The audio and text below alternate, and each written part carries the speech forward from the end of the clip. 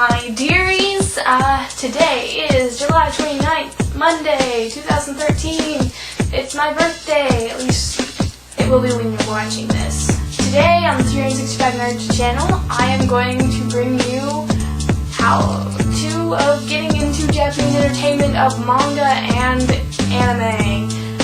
So let's get started. First of all, you have to examine your reason for getting into manga and anime. You're either going to be really curious or really frustrated with your friends pushing you to get into it. Either way, you need to get started. Our starting point is going to be probably one of the most fantastic all-around anime series ever, Full Metal Alchemist. It's about this boy and his brother, and they have this terribly sad backstory, and they're going out to make the world a better place, while at the same time trying to get their bodies back. One of them lost an arm and a leg.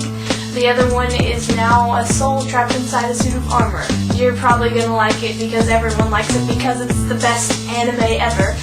Because of the cursing and the violence and the blood and the gore in that show, I would recommend that for probably about the age of 13 and up as far as people watching it. The second anime series that I watched that I found pretty fantastic also is called Angel Beats. It has about 13 episodes, whereas Full Metal Alchemist has about 50 episodes. It's about this group of teenagers that live in this afterlife purgatory thing. They don't want to go on to what happens after this because they're unsure of it, and they are mad at God for making them have a bad life. And so they're fighting back against it, and it all resolves really nicely.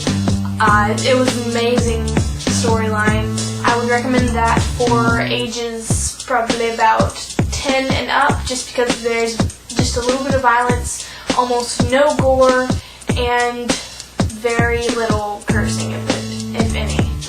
The next one, and my favorite anime of all time so far, is Ouran High School Host Club.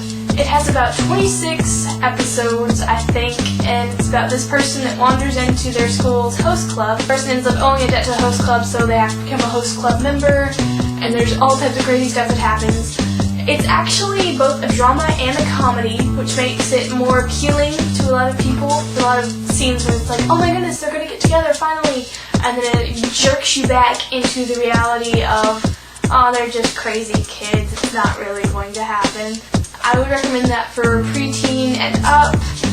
For people who are younger viewers, who are probably younger than 10 years old, or someone who just wants a milder anime, you can watch Bamboo Blades. I got my little brother who is 7 years old who stopped watching and he loves it.